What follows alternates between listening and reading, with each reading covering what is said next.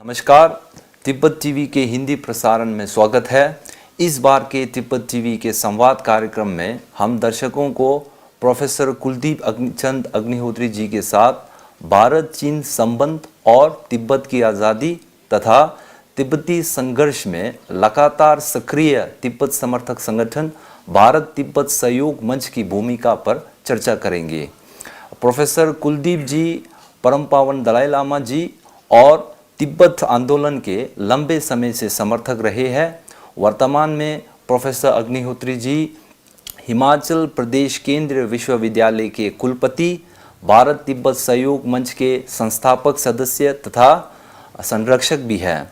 वह पिछले 3 दशकों से अधिक समय से शिक्षा जगत से जुड़े हुए हैं। पूर्व में core group for Tibetan cause के उप सह संयोजक और कई सामाजिक आंदोलन के नेतृत्व भी कर रहे हैं। प्रोफेसर कुलदीप जी, आपको तिब्बत टीवी के संवाद कार्यक्रम में हार्दिक स्वागत है। बहुत बहुत धन्यवाद। प्रोफेसर साहब, सबसे पहले हमारे दर्शक आपसे ये ज़रूर जानना चाहेंगे कि आप परम पावन दलाई लामा जी और तिब्बत मुद्दा से कैसे परिचित हुए? तिब्बत के प्रश्न को लेकर आपको किन किन लोगों का प्रेरणा मिली है? देखिए, 2 बातें हैं कि तिब्बत के इशू को लेकर, तिब्बत के प्रश्न को लेकर मेरा संपर्क कैसे आया और परम पावन दलाई लामा जी के संपर्क में, जब उनके समर्थन में मैं कैसे आया। मोटे तौर पर शिक्षा जगत से जुड़े होने के कारण, अकादमिक जीवन से जुड़े होने के कारण तिब्बत की क्या स्थिति है इससे मैं पूर्व में परिचित ही था। तिब्बत को लेकर जो चीन ने तिब्बत पर कब्जा किया है और चीन ने उसको हड़प कर लिया है और उस समय भारत सरकार तिब्बत की बहुत ज़्यादा मदद नहीं कर सकी, ये सारा it's part and parcel of the history. तो मैं सोशल साइंसेस का भी स्टूडेंट हूँ, तो हिस्ट्री के स्टूडेंट होने के नाते मेरे ध्यान में ही था कि तिब्बत के साथ ऐसा हुआ है। और 59 में जब चीन ने लगभग तिब्बत पर पूरी तरह ही कब्जा कर लिया, तो परम पावन दलाई लामा जी को भारत आना पड़ा और उनके साथ उनके अनेक अनुयायी भी भारत में आए। तो भारत सरकार ने शुरू में तो उन पर प्रतिबंध ही लगाया कि आप तिब्बत को लेकर उस प्रकार की गतिविधियां नहीं कर सकते। लेकिन 62 में जिस वक्त चीन ने तिब्बत तो क्या हिंदुस्तान पर ही हमला कर दिया, तो भारत सरकार की भी आंखें खुली और उनको भी लगा कि तिब्बत के साथ जो चीन ने किया है, तो आज तिब्बत के साथ किया है, आज इंडिया के साथ शुरू हो गया है, तो चीन के इरादे बहुत ज़्यादा अच्छे नहीं हैं। तो तिब्बत को लेकर एक नई रणनीति बनी, तिब्बत को लेकर एक नई सोच बनी। मैं उन सब चीज़ों से वाबस्ता था, लेकिन तिब्बत को लेकर कोई सक्रिय भूमिका, जो आपका प्रश्न जैसे मुझे लगता है कि जो उससे जुड़ा हुआ है, कि मैं तिब्बत के प्रश्न को लेकर अकादमिशियन के अतिरिक्त एक एक्टिविस्ट के नाते कैसे उसके संपर्क में आया। मेरे ध्यान में है कि हिमाचल प्रदेश में अखिल भारतीय विद्यार्थी परिषद ने जहाँ धर्मशाला में ही एक तिब्बत को लेकर सेमिनार का आयोजन किया था। उन दिनों महेंद्र पांडे संगठन मंत्री थे, तो परम पावन दलाई लामा जी भी उसमें आए थे और उसमें एक अमेरिका के बड़े प्रसिद्ध फिल्मकार हैं रिचर्ड गेरे, वो भी उसमें उन्होंने शिरकत की थी और बहुत से लोग थे। मुख्यमंत्री प्रोफेसर प्रेमकर धूमल थे उन दिनों, उन्होंने उसमें शिरकत की थी और बहुत ही एक प्रकार से आप समझिए कि शिद्दत से तिब्बत का प्रश्न, मैं उसका कोऑर्डिनेटर था उस सेमिनार का। और उस सेमिनार के बाद फिर हमें लगा कि तिब्बत को लेकर कोई सक्रियता होनी चाहिए, क्योंकि नई युवा पीढ़ी जो थी, पुराने लोग तो तिब्बत के इशू को जानते थे और चीन ने तिब्बत पर कब्जा किया उसको भी जानते थे, लेकिन जो नई पीढ़ी थी वो धीरे धीरे इस प्रश्न से कट रही थी। और नई पीढ़ी क्या, जो नीति निर्धारक थे, उनके दिमाग से भी शायद तिब्बत का प्रश्न धीरे धीरे ओझल होता जा रहा था। तो उन दिनों श्री इंद्रेश कुमार जी जहाँ जम्मू कश्मीर में, हिमाचल में सक्रिय थे, तो उनको ये लगा कि ऐसा एक संगठन खड़ा करना चाहिए, तो उन्होंने मुझे भी इसमें जोड़ा। तो 5 मई को, आज का ही दिन था, कि मैटर ऑफ चांस है कि आज आप इस पर चर्चा कर रहे हैं, तो आज का ही दिन था, ये 1999 की बात है। तो धर्मशाला में इंद्रेश जी की अध्यक्षता में कुछ मित्र इकट्ठे हुए, उसमें हिमाचल स्कूल एजुकेशन बोर्ड के चेयरमैन प्रोफेसर चमन लाल जी थे, आजकल जो आपकी लोकसभा के, आपके सांसद के डिप्टी स्पीकर हैं आचार्य जशी फंचोक भी थे, ऐसे 10-15-20 लोग थे, सुनील मनोचा थे और कई लोग थे। तो भारत तिब्बत सहयोग मंच के नाम से एक संगठन बना, मुझे उसकी जिम्मेवारी सह संयोजक के नाते दी गई। तो उसी वक्त से फिर परम पावन दलाई लामा जी से भी मुलाकातें हुई और एक सक्रिय, जिसको एक्टिविस्ट कहना चाहिए, तिब्बत के प्रश्न को लेकर एक एक्टिविस्ट की भूमिका में उसके बाद ही मुतरा। और जैसे कि डॉक्टर साहब आपने कहा, तो प्रोफेसर साहब आपको तिब्बत टीवी और हमारे श्रोताओं की ओर से भारत तिब्बत सहयोग मंच की 21वां स्थापना दिवस पर हार्दिक बधाई। बहुत बहुत धन्यवाद। और इसके साथ ही आप इसके संस्थापक सदस्य और वर्तमान में संरक्षक भी है। तो भारत तिब्बत सहयोग मंच की स्थापना की पृष्ठभूमि और इसकी गतिविधि के बारे में आप ही बताएं तो बड़ी कृपा होंगी जी। देखिए, उस वक्त हमारे मन में था कि इस प्रश्न को एक बार पुनः सामान्य जनता में भी लेकर जाना चाहिए और नीति निर्धारकों के पास भी लेकर जाना चाहिए। उस दृष्टि से शुरुआती दौर में जैसे हर संगठन जब काम शुरू करता है तो उसकी गति धीमी होती है, और तिब्बत को लेकर कुछ और भी एनजीओ हिंदुस्तान में काम कर रहे थे। ऐसा नहीं कि ये पहला एनजीओ था, तिब्बत को लेकर और भी एनजीओ काम कर रहे थे। लेकिन हमें क्या लगता था, यथार्थ स्थिति यही थी कि बहुत से उठापटक के बाद गति थोड़ी धीमी हो गई थी। तो हमने भारत तिब्बत सहयोग मंच के माध्यम से इस पूरे इशू को दोबारा फोकस में लाया जाए। ऐसा नहीं कि भारत सरकार ने तिब्बत का प्रश्न छोड़ दिया था, जब तिब्बत हिंदुस्तान की नीति के उसमें नहीं था, लेकिन इसको फोकस में लाया जाए। और जैसे जैसे चीन की गतिविधियां बढ़ती जा रही हैं और चीन हिंदुस्तान को फिर फोकस कर रहा है, तो पूरे परिप्रेक्ष्य में फिर तिब्बत का प्रश्न भी फोकस में आना चाहिए आकर।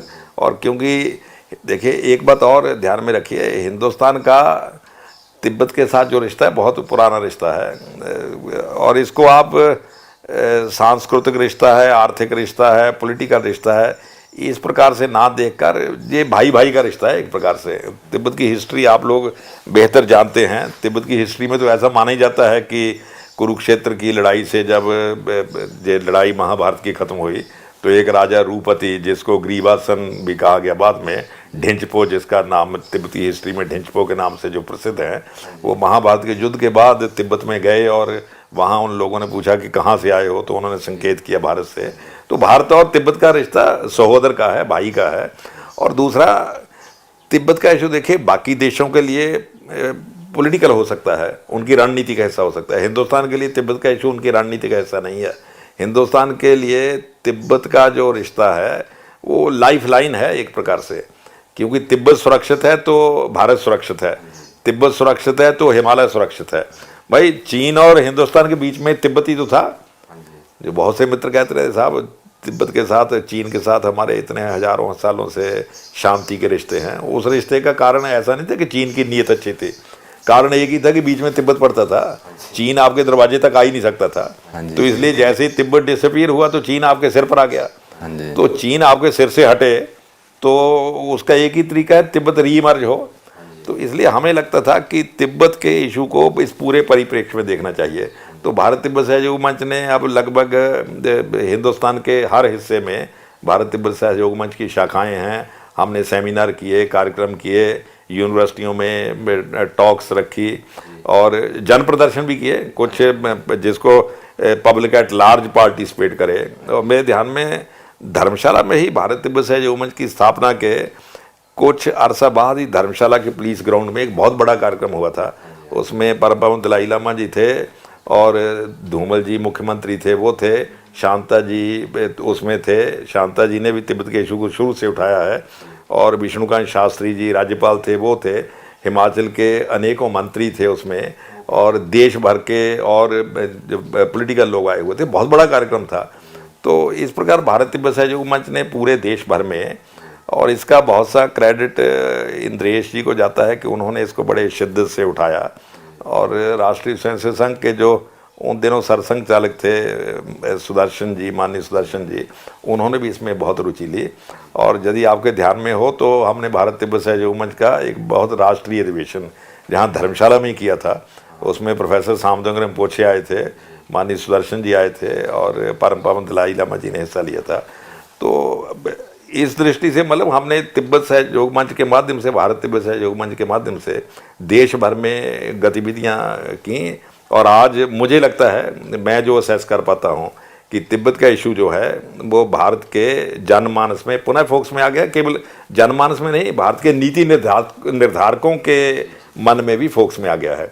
मैं तो कई बार, मैंने कुछ जगह बात भी की है कि हमारे विश्वविद्यालयों में जो तिब्बतन स्टडीज डिपार्टमेंट हैं, उनमें सांस्कृतिक पाठ्यक्रम तो होना ही चाहिए, उसमें तो कोई दो राय नहीं है, लेकिन उसमें तिब्बत की पॉलिटिकल हिस्ट्री और तिब्बत की जो अब की सिचुएशन है, तिब्बत के लोग आज़ादी की लड़ाई लड़ रहे हैं, उसके क्या क्या डायमेंशन हैं और उसमें किस प्रकार की लड़ाई है, उसके क्या तरीके हैं, और चीन और तिब्बत में जो संघर्ष हो रहा है उसको कैसे तिब्बत फेस कर रहा है, विद इन तिब्बत भी और तिब्बत के बाहर भी, इन सभी चीज़ों पर विचार होना चाहिए। और कुछ मुझे लगता है यूनिवर्सिटी में हो भी रहा है।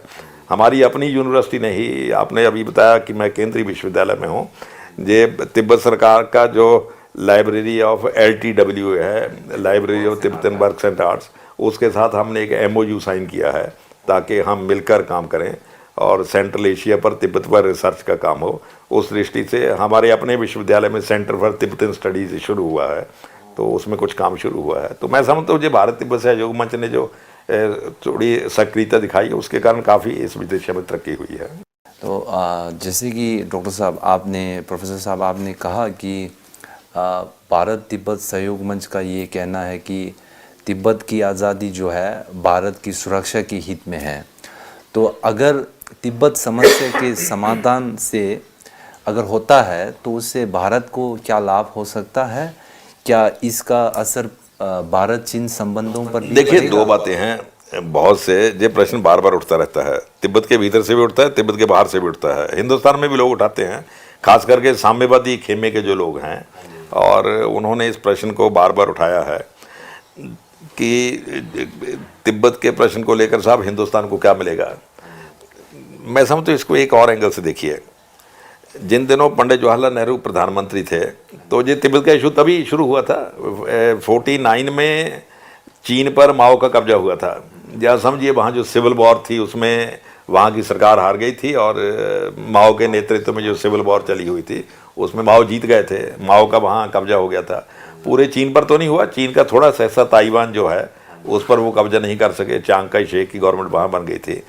तो चीन ने तिब्बत में, चीन 49 में, हिंदुस्तान 47 में आज़ाद हुआ था। हिंदुस्तान से 47 में 2 साल बाद चीन भी चांग काई शेक से मुक्त हो गया। चांग काई शेक भी उनके अपने ही थे, तो हम कह सकते वहाँ सत्ता बदल गई और साम्यवादियों के हाथ में सत्ता आ गई। अब देखिए, चीन ने उसी वक्त तिब्बत पर आंख गड़ाना शुरू कर दिया था। शायद आपके ध्यान में होगा, जब जे माओ के लॉन्ग मार्च पर चले हुए थे अपने जत्थे को लेकर, और देश भर में चांग काई शेक की सरकार के खिलाफ माहौल बना रहे थे, तो उनकी भी स्थिति बहुत ज़्यादा अच्छी नहीं थी। कहीं उनका पलड़ा भारी रहता था, कहीं चांग काई शेक गवर्नमेंट का पलड़ा भारी रहता था। तो वो भी अपने लोगों के साथ भीड़ों में इधर उधर कहीं भागते थे, कहीं छिपते थे, कहीं अटैक करते थे। तो उसी लॉन्ग मार्च के दौरान वो तिब्बत में भी आए थे, तिब्बत से होकर उनको आगे निकलना था। तो तिब्बत के लोगों ने काफ़ी उनकी सहायता की, क्योंकि फटे हाल थे, स्थिति खराब थी। तो तब माओ ने एक बात कही थी कि इस पूरे लॉन्ग मार्च में, इस पूरे सिविल वॉर में किसी और देश का हम पर कर्जा नहीं है, क्योंकि किसी और देश का तो उससे ताल्लुक ही कोई नहीं था, वो चीन के भीतर ही सब कर रहे थे। लेकिन एक देश ऐसा है जिसका हम पर कर्जा है, वो तिब्बत है, क्योंकि हम तिब्बत में से होकर गुजरे हैं। तो तिब्बत के लोगों ने हमें भोजन दिया, पानी दिया और हमारी सहायता की। तो we have to repay this loan, ये जो कर्जा है हम इसको चुकाना है, इस ऋण को हमें चुकाना है। तो भाई सब लोगों को लगा कि यदि चीन, ये चांग काई शेक की गवर्नमेंट चली गई और माओ कामयाब हो गए, तो शायद ये तिब्बत की डेवलपमेंट में सहायता करेंगे। लेकिन जब माओ कामयाब हुए, तो कामयाब होने के कुछ अरसे बाद ही उनका जो सबसे पहला संदेश आया तिब्बत को लेकर, वो ये था कि तिब्बत को साम्राज्यवादियों से मुक्त करवाना है, और तिब्बत मातृभूमि का अंग है और बड़े लंबे अरसे से मातृभूमि से टूटा हुआ है। तो तब सब लोग हैरान हुए थे कि ये क्या बात कर रहे हैं, तिब्बत तो कभी किसी का अधीन रहा ही नहीं, तो ये किस मातृभूमि की बात कर रहे हैं। तो तिब्बती तो अपने आप को कभी चीनी नहीं कहते, तिब्बती अलग है और चीनी अलग हैं। उस वक्त हिंदुस्तान में भी जब ये संदेश आया तो हिंदुस्तान में भी चिंता शुरू हुई। देखिए, सबको लगता था कि तिब्बत हिंदुस्तान और चीन के बीच में है तो हिंदुस्तान भी सुरक्षित है, जैसे मैंने शुरू में कहा।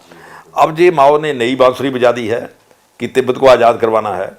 उस वक्त हिंदुस्तान में भी चिंता हुई, और जो हिंदुस्तान में दानिशमंद लोग थे जो सक्षम थे to read between the lines, तो सरदार पटेल उन दिनों जिंदा थे। उन दिनों उन्होंने पंडित जी को एक चिट्ठी भी लिखी थी नेहरू को कि भाई इनकी हरकतों से मुझे लग रहा है कि कहीं तिब्बत पर हमला न कर दें, कि जिस प्रकार की जो माओ कथा कहानियाँ सुना रहा है और जिस प्रकार का माहौल बन रहा है, मुझे शक है कि तिब्बत पर हमला कर देंगे, और यदि तिब्बत पर हमला हुआ तो हमारी स्थिति भी खराब हो जाएगी, तो हमारा एक कॉन्स्टेंट परमानेंट शत्रु हमारे सिर पर आ जाएगा।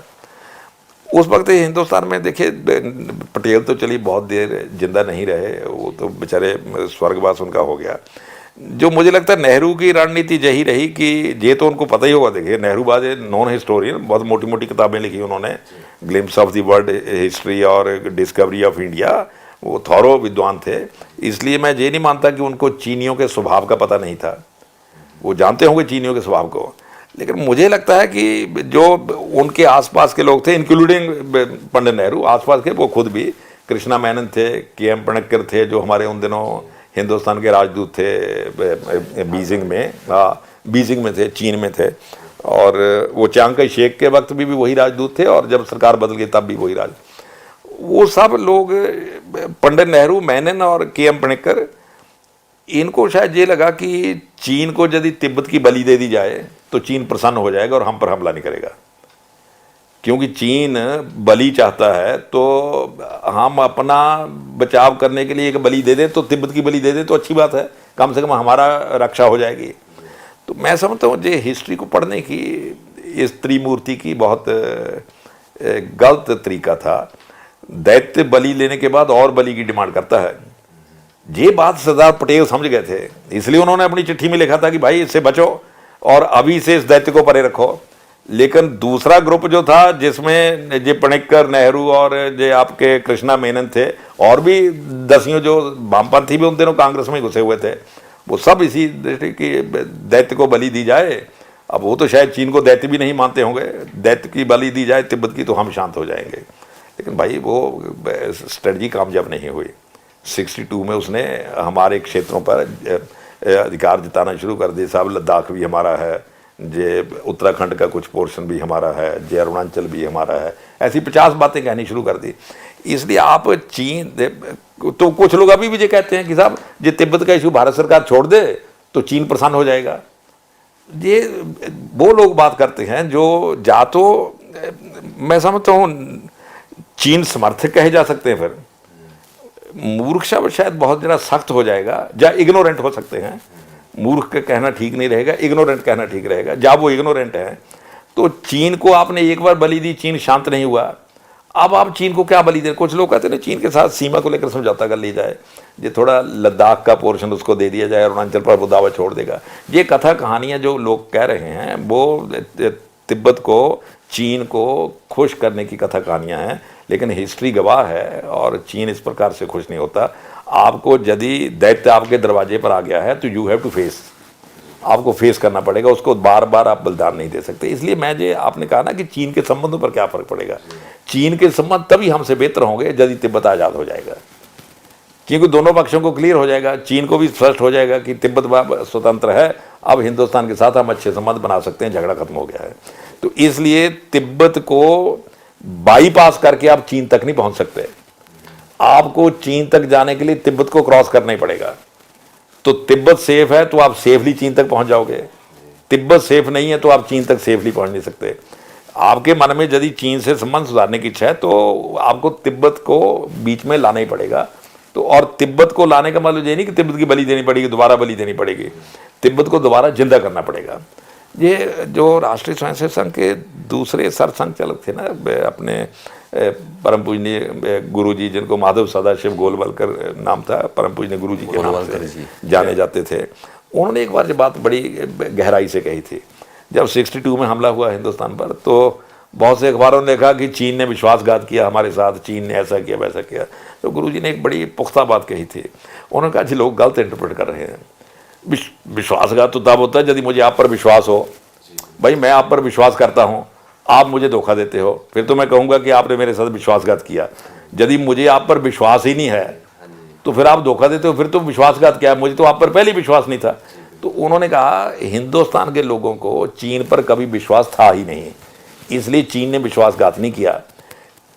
विश्वासघात तो हिंदुस्तान ने तिब्बत के साथ किया, हिंदुस्तान की सरकार ने, क्योंकि तिब्बत के लोगों को हिंदुस्तान की सरकार पर बहुत विश्वास था कि संकट में हमारी मदद करेगी, और हिंदुस्तान की उस समय की सरकार ने तिब्बत की मदद नहीं की। तो इसलिए गुरुजी ने कहा कि विश्वासघात तो हिंदुस्तान की सरकार ने तिब्बत के साथ किया है, और उस विश्वासघात का प्रायश्चित एक ही है कि तिब्बत को दोबारा जिंदा किया जाए, तिब्बत को दोबारा आज़ादी दिलवाई जाए। ये हिंदुस्तान की प्रायोरिटी में होना चाहिए। तो मैं समझता हूँ हमारी, देखिए विदेश नीति में लॉन्ग टर्म स्ट्रेटजी हमारी यही होनी चाहिए कि तिब्बत को दोबारा आज़ादी दिलवाए बिना, या तिब्बत को दोबारा रिवाइव किए बिना, देखिए शब्द टर्मिनोलॉजी आज़ादी हो सकती है, कुछ और 50 शब्द हो सकते हैं, लेकिन मोटे अर्थ इसका ये है कि तिब्बत को दोबारा रिवाइव करना होगा उसकी तिब्बतनेस में। रिवाइव करने का अर्थ ये नहीं कि भाई रिवाइव करने का मतलब तो आप यूनान मिस्र साहब रोम मिट गए, जिंदा तो हैं। तिब्बत ऐसा थोड़ा कि मर जाएगा, तिब्बत जिंदा तो रहेगा ही, जमीन थोड़ा कहीं भाग जाएगी। तिब्बत को रिवाइव करना पड़ेगा उसकी तिब्बतनेस में। तो तिब्बतनेस में तिब्बत को रिवाइव करने का उत्तरदायित्व हिंदुस्तान की विदेश नीति का एक सेंट्रल मुद्दा होना चाहिए, और मुझे लगता है यदि उसमें हम कामयाब होते हैं तो चीन के साथ हमारे संबंध अच्छे हो सकते हैं, और यदि हम उसमें कामयाब नहीं होते तो चीन के साथ हमारे संबंध अच्छे नहीं हो सकते। लेकिन एक बात जरूर इसमें देखिए कहा ही जा सकती है कि जब आप किसी दूसरे देशों से संबंध की बात करते हो तो उसके डायमेंशन अनेक होते हैं। चीन के साथ हमारा शिक्षा को लेकर आदान प्रदान हो सकता है, ट्रेड को लेकर आदान प्रदान हो सकता है, उसका इस से कोई ताल्लुक नहीं है। आप और 10 क्षेत्रों में चीन के साथ अच्छा कर सकते हो, डायलॉग कर सकते हो, आपस में सहयोग कर सकते हो। लेकिन ये प्रश्न जो तिब्बत को रिवाइव करने का प्रश्न है, ये कहीं साइड ट्रैक में नहीं जाना चाहिए। तो और मुझे लगता है भारत तिब्बत सहयोग इसके लिए प्रयास कर रहा है।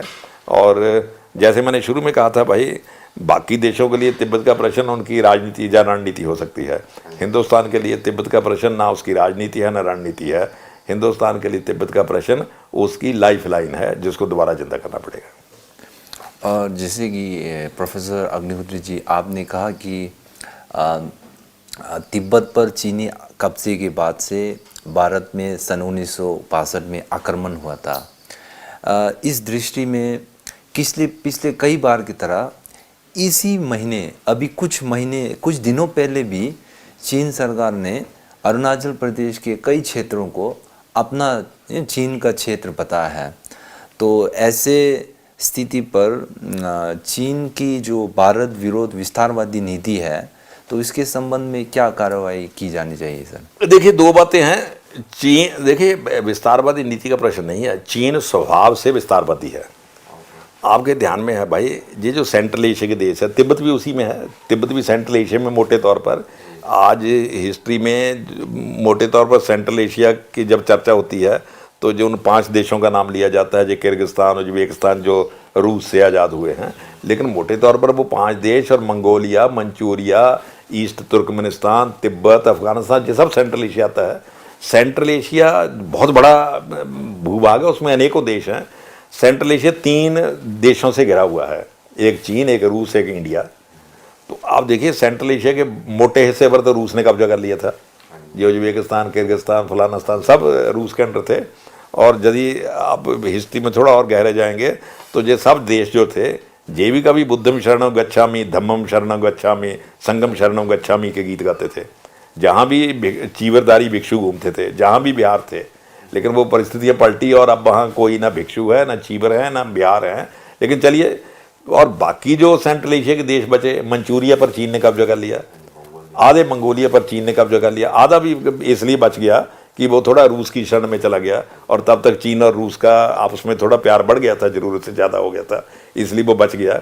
ईस्ट तुर्कमेनिस्तान पर चीन ने कब्जा कर लिया, तो केवल तिब्बत बचा हुआ था, तो लास्ट तिब्बत पर भी चीन ने कब्जा कर लिया।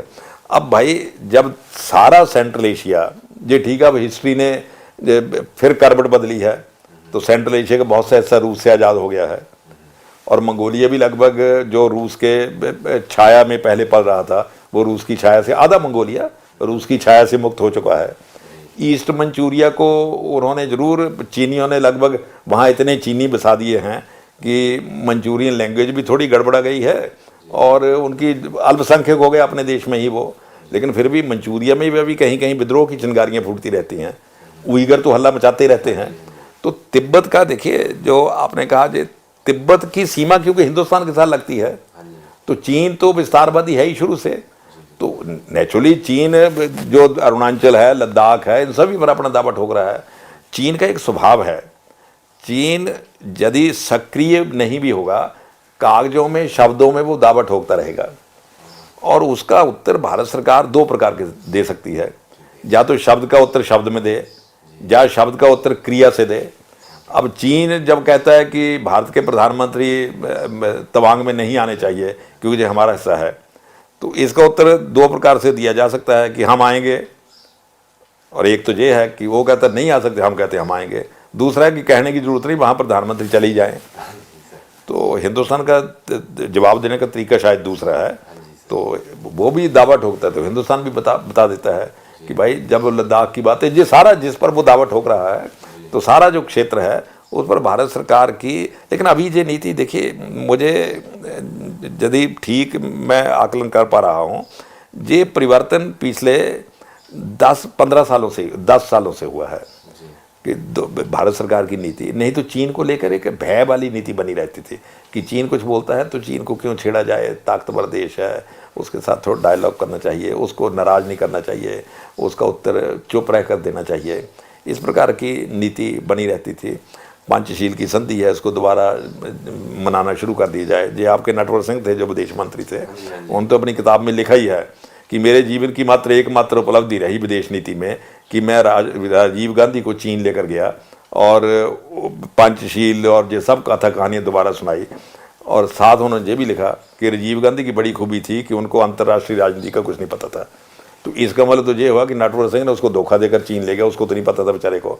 और अब फिर नटवर सिंह के काल में पंचशील के जयंतियाँ मनानी शुरू हो गई थी।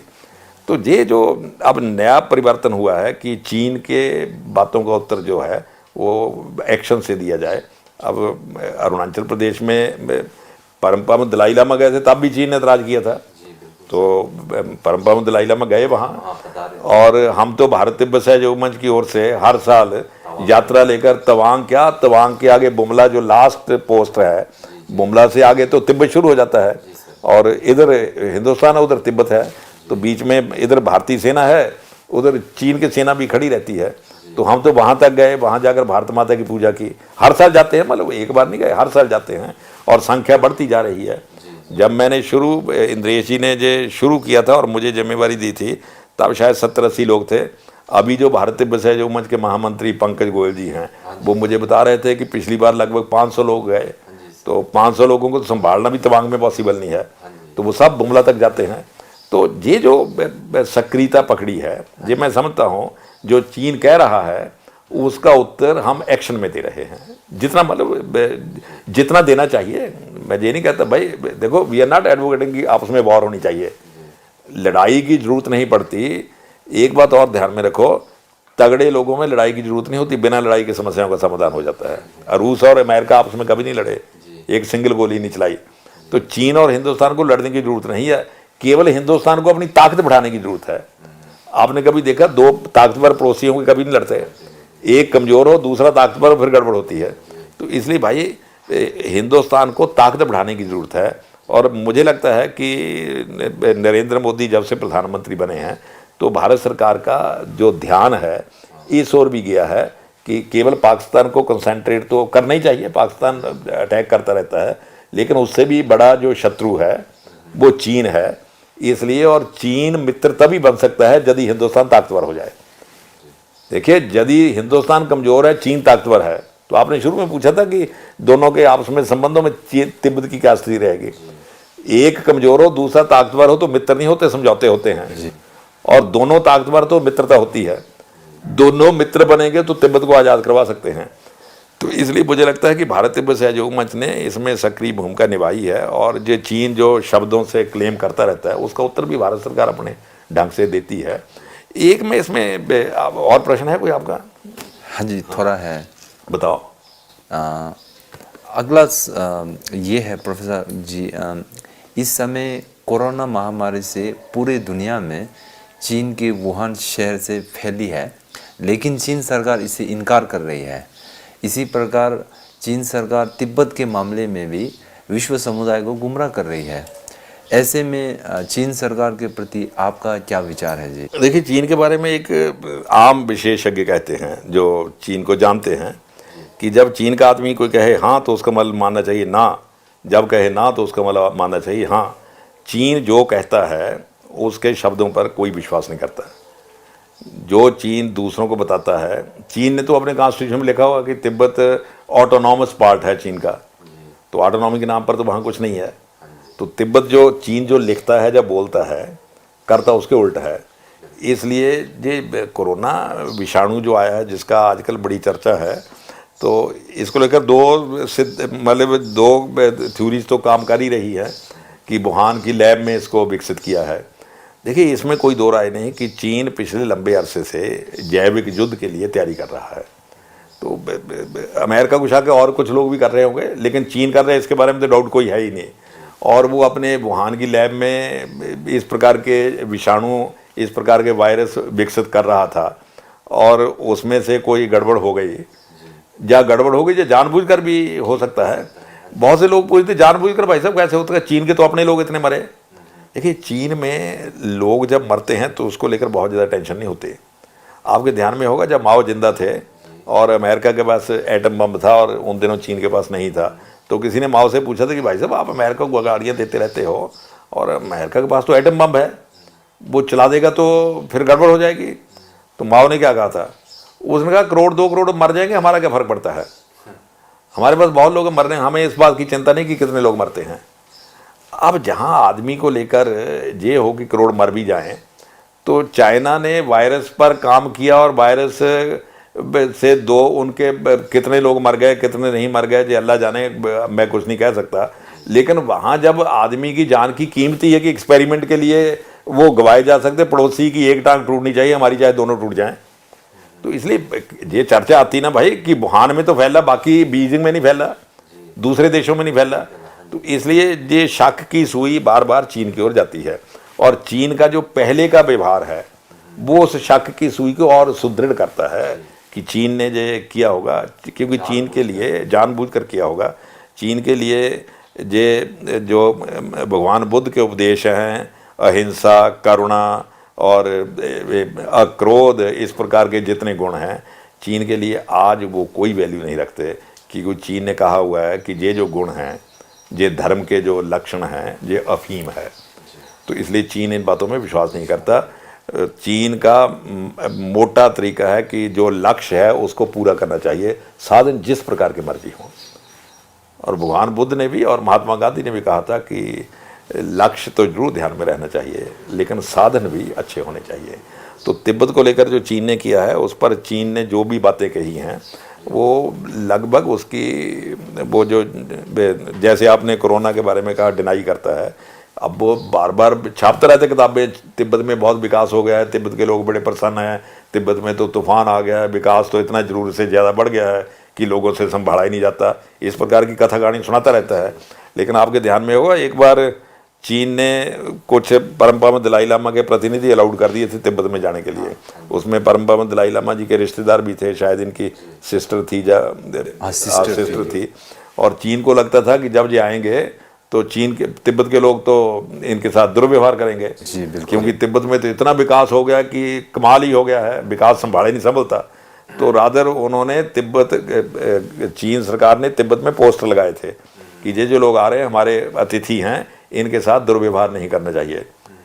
लेकिन जब वो पहुँचे तो इतनी भीड़ इकट्ठी हुई कि जो अपने परम पावन दलाई लामा जी के शायद ब्रदर भी थे इनके, जब एक रिश्तेदार थे, जब उसने हजामत करवाई तो जो बाल गिरे, उस एक एक बाल को उठाने के लिए वहाँ तिब्बत के लोग मतलब मारा छीना झपटी शुरू हो गई। तो तिब्बत में देखिए, चीन जो तिब्बत के बारे में कहता है, तिब्बत में उसके विपरीत स्थिति है। इसलिए तिब्बत को लेकर चीन के किसी दावे पर विश्वास नहीं करना चाहिए। और एक तो हास्यास्पद बात भी चीन ने शुरू में कही थी, अब तो शायद बंद कर दिया। जब तिब्बत पर उसने कब्जा किया तो एक उसने वाइट पेपर छापा था कि आर्गूमेंट दिए थे कि तिब्बत पर चीन का जो सॉवरेंटी है वो किस प्रकार से वैलिड है। तो उसमें उन्होंने कई आर्गूमेंट दिए हैं। एक आर्गूमेंट उसमें ये था कि तिब्बत के राजा के साथ चीन की एक लड़की की शादी हुई थी, तो चीन की लड़की की शादी हुई तिब्बत के राजा के साथ, तो तिब्बत चीन का हिस्सा हो गया। ये मतलब उन्होंने उस वाइट पेपर में छापा था, जो वो चीन गवर्नमेंट का ऑथेंटिक आर्गूमेंट था। तब मैं पीछे जब भारत तिब्बत सहयोग मंच में हमने सक्रियता पकड़ी, तो मैंने किसी से कहा था कि भाई शुक्र है उन्होंने जो आर्गूमेंट इंडिया को नहीं भेज दिया, तो नहीं तो हम भी खतरे में पड़ जाते। तो इसलिए भाई ये जो तिब्बत को लेकर चीन का जितना प्रोपेगेंडा है, इस पर विश्वास नहीं किया जा सकता। और तिब्बत में स्वतंत्र रूप से प्रेस को जाने की अनुमति होनी चाहिए, और यदि तिब्बत को खोल दिया जाए फिर सच्चाई भी सामने आएगी। एक अंतिम बात कह के मैं अपनी बात खत्म करूंगा। देखिए, बहुत से लोग मुझसे पूछते रहते हैं कि तिब्बत क्या आज़ाद हो सकता है, और बहुत से तिब्बत के मित्र भी पूछते हैं कि भारत सरकार हमारे लिए क्या कर रही है। तो मैंने कहा भाई चीन ने भी हिंदुस्तान का काफ़ी हिस्सा कब्जे में किया हुआ है, तो फिलहाल तो हम वो भी छुड़ा नहीं पाए, और जब वो छुड़ाएंगे आप भी छूट जाओगे। तो इसलिए तिब्बत के लोग जब तक तिब्बती राष्ट्रीयता को संभाले रहेंगे तब तक तिब्बत का कोई कुछ नहीं बिगाड़ सकता। ठीक है, देखिए तिब्बत के दो फॉर्म हैं। एक तो तिब्बत की ज़मीन है, ज़मीन तो करोड़ों सालों से पड़ी है, करोड़ों सालों तक रहेगी। एक तिब्बतीपन है जो तिब्बतियों के हृदय के भीतर बसता है। चीन की सरकार उस तिब्बतीपन को तिब्बतियों के हृदय से निकालना चाहती है। जिस दिन वो निकल गया उस दिन तिब्बत भी खत्म हो गया, लोग तो वही रहेंगे। जब तक वो अंदर है तब तक तिब्बत जिंदा है। सबसे बड़ा तिब्बतियों का प्लस पॉइंट है कि इतने सालों बाद भी उन्होंने उस तिब्बतीपन को अपने हृदय के भीतर से निकलने नहीं दिया। ये तिब्बत की सबसे बड़ी विजय है। मैं समझता हूँ जब तक ये रहेगा तब तक तिब्बत को कोई अपने अंडर नहीं रख सकता। वैसे तो कार्ल मार्क्स ने भी कहा कि हर थीसिस का एंटी थीसिस होता है। तो यदि रशिया टूट गया और सेंट्रल एशिया के 5 देश आज़ाद हो गए तो कल हिस्ट्री में क्या हो जाए कुछ नहीं कहा जा सकता। तिब्बत भी स्वतंत्र हो सकता है। तो भारत की शुभकामनाएं इस अभियान में साथ हैं, और हम मिलकर ये काम करेंगे और भी अच्छी बात है। डॉक्टर साहब, आपका बहुमूल्य समय देने के लिए बहुत बहुत धन्यवाद। और आपने जो तिब्बत पर आज यहाँ चर्चा किया है वो हमारे दर्शकों को ज़रूर उससे ज्ञान मिलेंगे। तो इसी के साथ हमारा संवाद कार्यक्रम यही समाप्त होता है। तो अगली बार हम फिर मिलेंगे। धन्यवाद। ठीक है, बहुत बहुत धन्यवाद। जी डॉक्टर साहब।